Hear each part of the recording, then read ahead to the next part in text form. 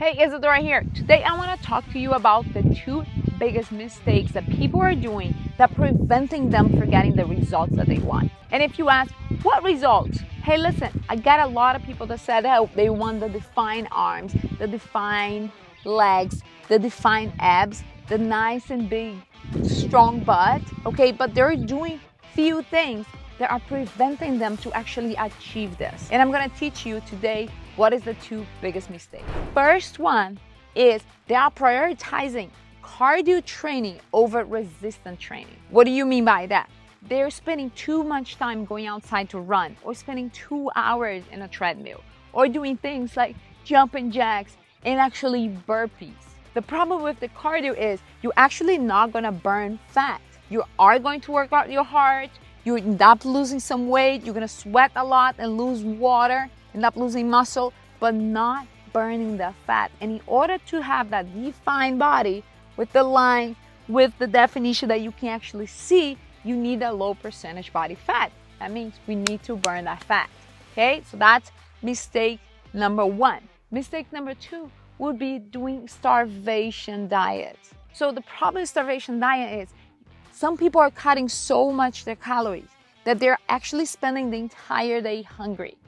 Okay, and with this, their body is actually gonna slow down. The metabolism is slowing down, so you're actually not gonna burn as much calorie at rest. The idea is to have a good nutrition till you feel full, okay? And you actually help your muscles to grow. Not grow like being bulky, but actually help your muscles to grow. So this way you can burn more calorie at rest. What do you mean by rest? That means when we're sitting, watching TV, or you're sitting, or you're going sleeping, you're burning more calories. So I'm gonna talk to you more about this, and I'm gonna break down the entire nutrition for you. Below this video, there's a link for a video where I explain everything to you about the diet plan, okay? But now let's focus on the resistance training. In that I said, a lot of people are focused on cardio instead of the resistance training. But okay, you decided to do the resistance training, but isn't just by lifting weights is gonna get the results? Not really, because there's three misconceptions that people do when they do resistance training, and that's what this video about. I'm gonna tell you exactly to do so you can get the results you want, okay? So the number one thing is when you get a workout and people say 10 reps, to 3 sets of 10 reps, and you get a weight and you're like 1, 2, 3, 4, 5, 7, 8, I can't count, right? 9, 10, oof, I'm done. Put it down, get your phone, or go talk to a friend. You did not get your muscle to muscle failure. What that means, let me go over there and grab a dumbbell, and I'm gonna show you exactly what I mean. You have your dumbbell in your hands, okay? For example, if you're doing a bicep exercise, a bicep exercise is an isolation exercise, okay? Remember, we need a strong foundation before, but I'm gonna talk to you about this a little bit. Stand like this, you put your shoulders down, okay? I see a lot of people putting shoulders up. Put the shoulders down, grab your dumbbells, and you start. 1, see the way I'm holding the dumbbell down? 2, and my arm is not going down. I'm actually fighting the resistance. 5, 6, 7, 8. I start shaking. 9, 10, 11, 12. You start noticing? I'm slowing down and I'm shaking. 14, 15.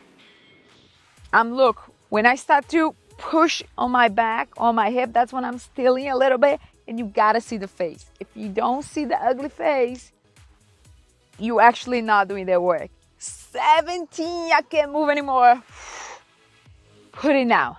That's the muscle failure. That's what you're supposed to do. That's when you no longer can lift, or no longer can lift holding a good posture. Because it doesn't matter if I got a 20 pounds and I'm doing this, swinging my body back and forth, okay? Because I'm actually not using my biceps. I'm using my back muscles, I'm using my hip, because I'm throwing myself up. So the idea is to go to muscle failure. So my clients, when they get their programs, they don't get 3 sets of 10, 4 sets of 10. They get sets of 12 to 15, 8 to 10. Why, Isadora? Because I want them reach muscle failure between 8 and 10, if that's what we're doing that month. Okay? That's another thing that we're going to talk about. But if they're doing 8 to 10 for that month, that means that they need to reach muscle failure between 8 and 10 reps. If they get a weight that is so heavy and they're doing 5, 6 and no longer can lift, that means they didn't get to 8. That means that weight is too heavy. But if you get a weight that is too light and you like 8, 9, 10, 12, my question is that, can you go all the way to 15? Can you go to 16? Yes, too light. That's how you know which weight you should choose in order to get to that. So it depends on your training. If your training size 15 to 20, you need to hit muscle failure between 15 and 20. Are we good? Awesome. That can go for every single exercise. It can go for squats. It can go for single leg squats. It can go for deadlifts. You need to hit muscle failure in order to get the nice defined muscles that you want. Now you understand that you need to go to muscle failure in order to have the results. But just going to muscle failure, it's not enough if you don't have the proper mechanics, if you're not able to hold that posture in the right way. Because when I don't hold my posture, other muscles and other joints are coming through for the rescue, okay? Isadora, I get it. So muscle failures, good mechanics. Can I go ahead and go work out? Yes, but the biggest thing that you need is training variation. You need every 4 weeks, that's what I do with my clients. For every 4 weeks, we're gonna change the training variation, the training style for that matters. You're gonna start with a circuit base, okay? For the first 4 weeks. For the second 4 weeks, you're going to start putting resistant trainings with, at the end, some high intensity, which is called our heft. We call our heft. So all our high intensity interval trainings are gonna be like that. So the third phase, you're gonna need some rest and pause, for example. It's what I do super sets, 3 sets, and I go to 10, 12, 15, I'm dying, I can't move. Put it down, count 10 seconds, count 15 seconds. It depends where you're gonna be. After 15 seconds, you're gonna get the weight again, and you're gonna go, oh my goodness, you're gonna go to 8, 9, oh, you die. Okay, put it down, 15 or 10 seconds, okay? And you're like, I'm tired. Okay, next one. You pick again. I promise you're not gonna you go all the way to 6, 7. By the time 6, 7, you die, not compensating, done. That was 1 set. You're gonna repeat this 3 times. Okay, so there are so many, I would say over 20 styles of training that we work. So this way you spend the entire year without hitting a plateau. Isadora, what's a plateau? It's when you get stuck. I don't know if you haven't met somebody, or maybe this is you.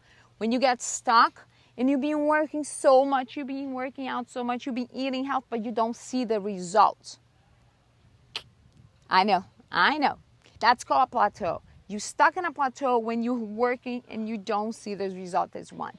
So the way we do in the hot body system is change the training method every 4 weeks. So this way we make sure you're not gonna hit the plateau. Okay, so today we talk about the 2 biggest mistakes that is preventing you or anybody else to getting the results that you want. I hope that tips help you. I'll see you later.